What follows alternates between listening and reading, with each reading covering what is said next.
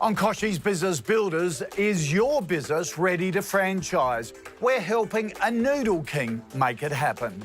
Also, a recipe for success. How coffee and resilience helped some Aussie mates create a global beauty brand. And putting your best foot forward. The co-founder of work boot company Steel Blue shares his tips for success.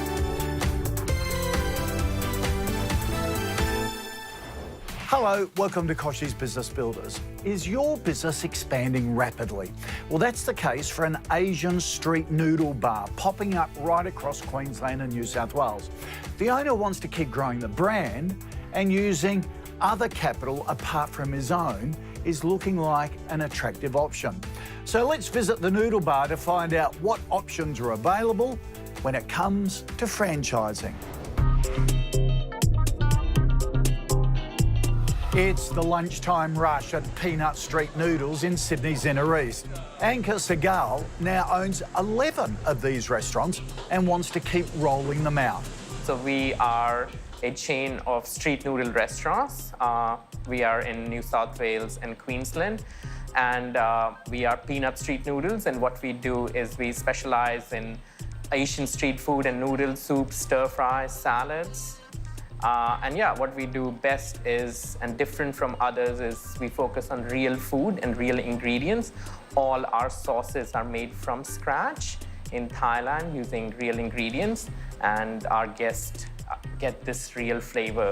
Anka is meeting Doug Downer, a business coach who's helped launch and grow several franchise brands in Australia. So Anka, tell us how the business got started and tell us a little bit about your story. So our business is called Peanut. It's a funny story because the name of our founder is Nut. In Thai culture, you add the initial P. It's kind of like mate for brother or sister. And he started the business when he moved to Australia. He's a world-renowned chef. And he started working for his grandmother's very, very famous street-style stall in Bangkok from the age of 6, learning to make real food and sauces from scratch. And when he moved over to Australia, he was kind of shocked with a lot of bland and westernized flavors. And what he wanted to do is really bring his grandmother's stall to Australia. So that's why we are called Peanut Street Noodles, in honor of our founder. Anka bought the business 10 years ago when it was called Walk On In. So you mentioned you started with 3 stores under a different brand. How's that journey evolved to current day? It's been a phenomenal journey, and we have really enjoyed every step of the way. I've really been blessed to have great mentors and professionals guiding me. And one of the other things which we kind of did early on is we also got our management team, our restaurant managers and our head chefs to also become partners in our business. So this way our business, we always had help going on. And we are always a family.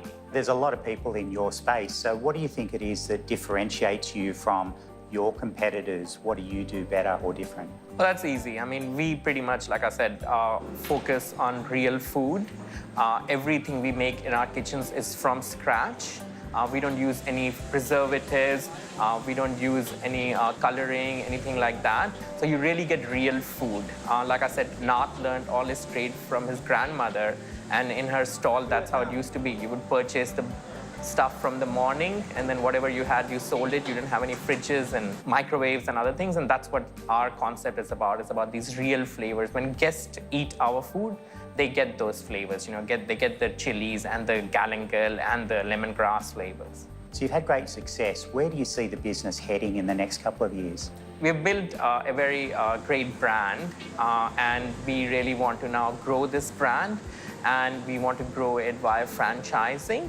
And we also want to grow it further via corporate restaurants. Like I mentioned that, yeah, via corporate restaurants, we still kind of do a quasi-franchising where our restaurant managers and head chefs own partnerships in the restaurants. Franchising is often confused. People think of it as an industry or as a business. It's actually not a business, it's a way of doing business. And it's really about licensing everything that you've developed over a period of time and making that available to like-minded individuals so that they can pick it up like a turnkey operation And you could literally take somebody off the street and get them to pick up your systems and your processes and everything that you've developed over the years you've been in business, and they could run a successful operation just like you. So the franchisees, do they own the business, and how do they get a return on their investment? Yeah, it's really interesting that you've got to make the distinction between whether they own it or not. They own the assets, but essentially you own the brand and you're licensing the brand to a franchisee so that they can use your intellectual property. So they have a business that you've created and you're giving them the rights to scale and grow that business. Coming up, how a franchise business model actually works so Anchor can reap the rewards. Are you feeling confident about the future of small business? Well, according to a recent first quarter SME survey, we're not feeling so upbeat. Business conditions and confidence taking a dive in the first 3 months of 2019.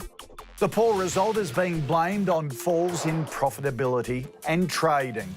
Employment also edged lower, indicating labour demand is holding up better than business activity itself. On a state-by-state basis, small business conditions are best in Victoria and New South Wales. Things aren't looking great in WA though, with SME conditions now in negative territory. SMEs say one of their main challenges is finding good staff.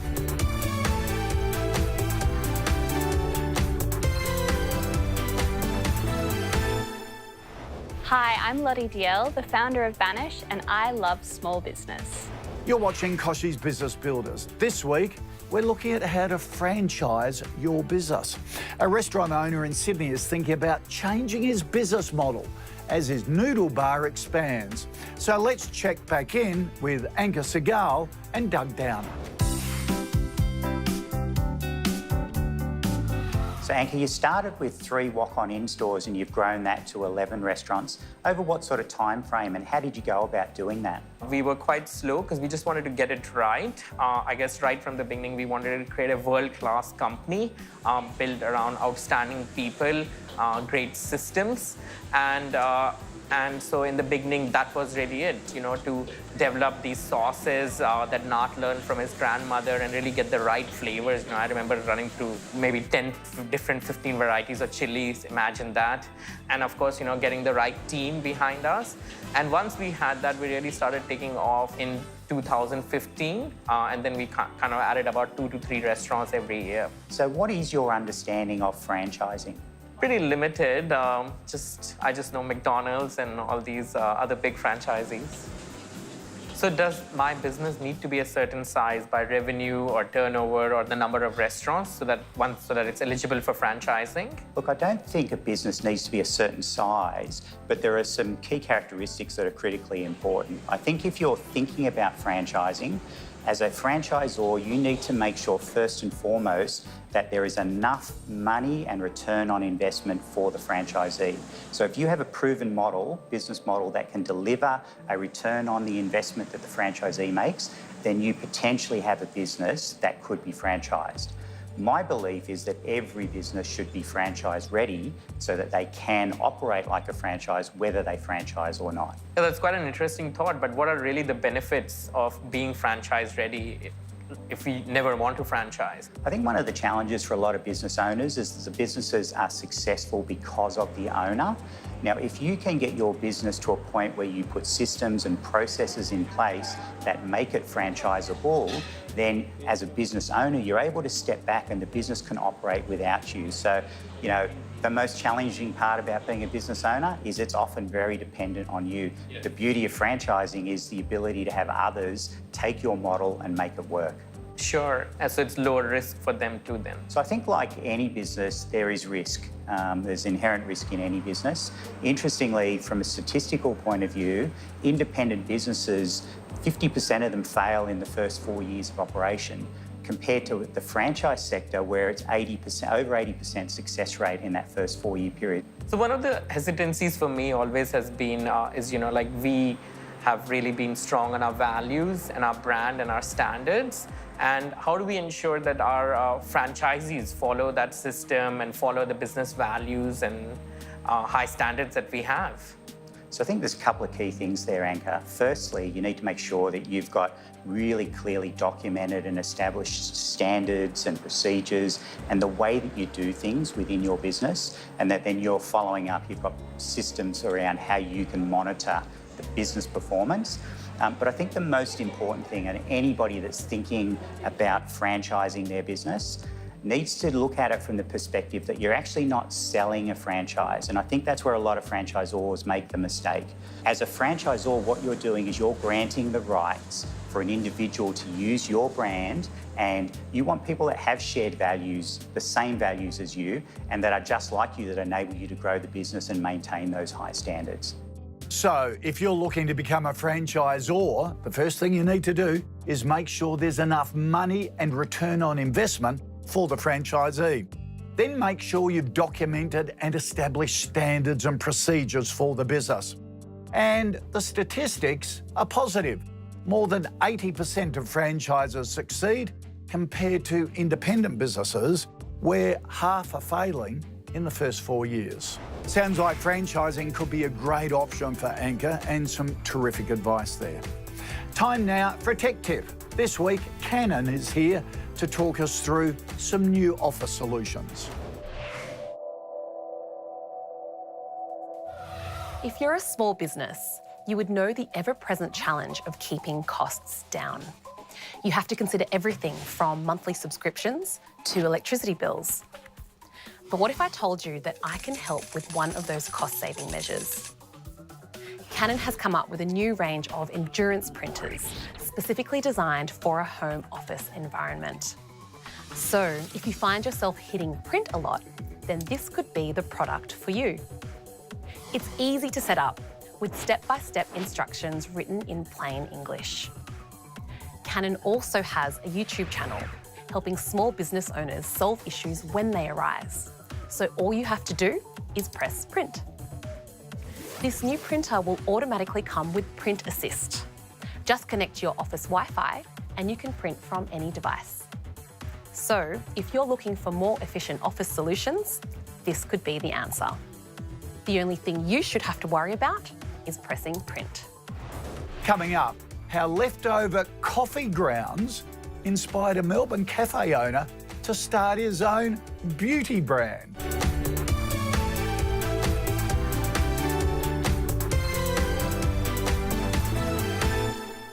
We think it's time to shine a light on the businesses making an impact, locally, nationally and globally.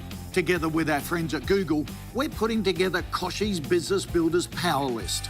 To check out more and keep up to date, head to our website. Hi, I'm Ross Fitzgerald, co-founder and director at Steel Blue. I've got 3 great tips for you that will help you in your business. Don't compromise on quality and comfort. Make sure you use the top quality and best materials for your product, and don't build on price. My second tip would be to keep your business and your business plan simple. Don't get caught up in red tape. Don't get caught up in long processes, and make sure you get the job done. And my last tip is build solid relationships with your customers and your staff. Nurture those relationships, which will mean you will build a great foundation for your business. They are my 3 top tips for business success. Thanks for letting me share those with you today. We all know Australians love their coffee, but have you ever wondered what happens to all those leftover coffee grounds? Well, it turns out they make a great skin exfoliator. Who would have thought? A Melbourne cafe owner came up with the idea to create a body scrub after customers were asking for his leftover grounds. And that's how Frank Body was born. There was 2 of them who asked for the old coffee grinds, and I thought that it was quite a strange request. I started sitting down and chatting to them, and from there, the idea behind the scrub really resonated. My wife, who's one of the business partners, and I started to play around with it a little bit further, and I think the proof was in the pudding when she felt quite silly initially using it, but was quite amazed at the results on her skin. I suppose it all started, not by chance, but with some good planning and testing and learning as we went. We started very small. There was 5 of us, and we began, I suppose, working with the product and putting the the product together above a cafe in Paran. So our first product was a coffee scrub. A coffee scrub is a coffee-based scrub that's got Robusta coffee, essential oils and other ingredients that are really great as a body exfoliator. And I think the major point of difference behind the product that we're putting together was that immediate sense of feeling of difference within your skin. All of our products are as close to 100% natural as possible or naturally derived, Australian made, and we currently ship to 144 countries across the globe. So the name Frank Body is the genius of two of my co-founders, Bree and Jess. They came forward and they came up with the idea of Frank Body behind this premise of let's be frank, everyone has skin conditions, everyone has concerns about their skin. They're the brand, the voice behind the brand, and the brand positioning is all about coming forth with a really sort of frank tone of voice, a really honest outlook on skincare and beauty. That has resonated into a tone of voice of a male who's sometimes cheeky, and that's been a big part of the brand that's resonated with consumers. We've been around for 5.5 years now, so when we initially started, we were one of the early brands to use social media and influencers to get our brand out there and get our product out, at least from a visual representation. We're very fortunate that if you're covering yourself with coffee grinds, you're going to stand out in someone's Instagram feed. And it's something that we really became synonymous with early on as using influencers to help spread the word of our product. Influencers then to influencers now were a lot more cost effective. It was a marketing technique and an advertising technique that wasn't utilised as much as it is now. So we're able to progress forward reasonably affordably.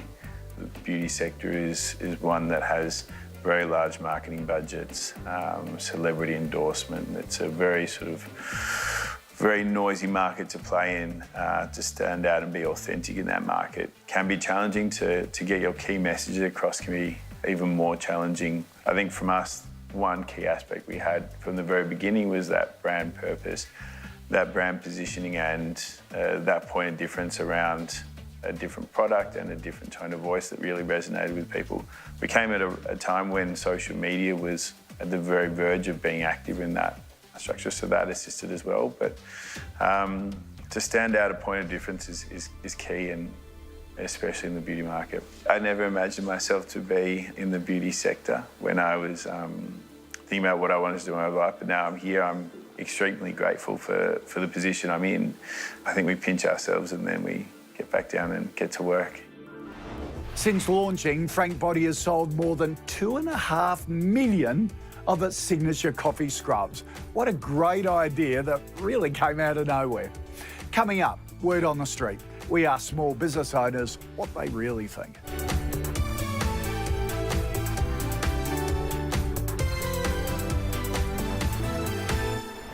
It's time for Word on the Street, helping to answer some of your biggest questions. This week we asked, what's the best thing about owning your own business? I love the flexibility. I love being able to set my own hours. Like I can take my kids to school or pick them up or do things I need to, and I love being in charge. The best thing about owning a small business definitely is about to be able to do what you dream of. It's actually really to put your dreams into place and make that happen. Being your own boss, I think, is the best thing about owning your own business. It does come with a lot of responsibility, and you are the one that can't let yourself sleep in every morning, but I do love it. I think having the luxury to choose what you work on and kind of when you work, I'm not going to say that it's all glory, like you end up working a lot more, but definitely having the freedom to choose where your energy goes. Being in control of my destiny, or being in control of my day-to-day, I think that's something that's really important to us, and being able to do things the way that we want. We've never been ones to conform or to follow the rules, and I think having your own business allows you that freedom. The best thing about owning your own business is that you can conduct activities that you really care about, and you can push what you're passionate about and offer services for people that you think would benefit from it. Coming up this week on Ask Kochie. Hey Kochie, my name's Kirsty Day and I'm a mattress maker. We have a startup in the very, very competitive space of online mattresses. Our company is called Sherman, and you'll find us at sherman.com.au. So here's my question for you. We are really struggling to identify what might be the best marketing channels for our product. You know, Instagram might just be a great place at the moment to sell cosmetics, but is that a channel that we should be putting our money into, considering we're selling mattresses? We don't have an unlimited startup budget, so we're hoping to be able to narrow our focus down to just maybe 1 or 2 channels where our target market might actually be looking for us. If you can answer this question for us, it'd be awesome. Thanks, Kochie. Don't miss that Facebook Live discussion this Tuesday from 12:30 Eastern. And of course, feel free to throw me any live questions you might have as well. Coming up next week, the importance of looking after your mental health at work. We visit a dairy farmer in Victoria. And don't forget, you can catch up on this episode and plenty more at koshiesbusinessbuilders.com.au. See you next week for more Kochie's Business Builders.